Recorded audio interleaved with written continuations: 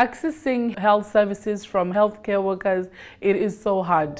They will tell me that you are a sex worker, we are not going to give you the medication. Go and ask the medication where they support you for this job you are doing.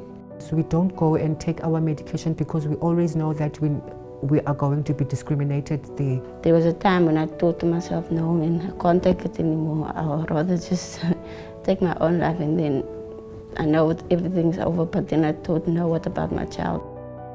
This is the reality for millions of sex workers worldwide.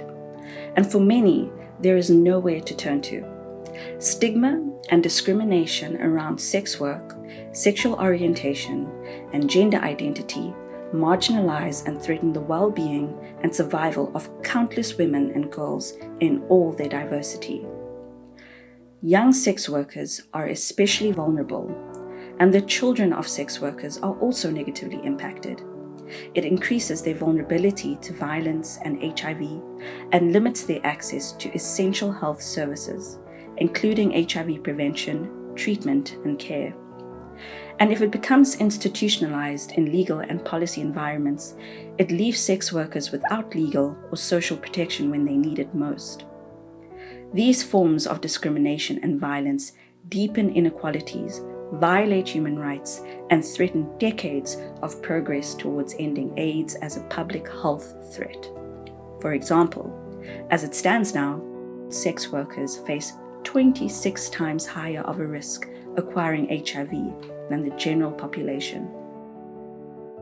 Yet this year marks a turning point. With the new societal enabler targets, political declaration, and mechanisms like the Global Partnership, we have the roadmap, commitments, and tools needed to end the stigma and discrimination, intersecting inequalities and punitive laws and policies fueling the AIDS epidemic. The end of AIDS is within reach. But if we are to realize it by 2030, urgent and collective action is needed now to protect those left furthest behind.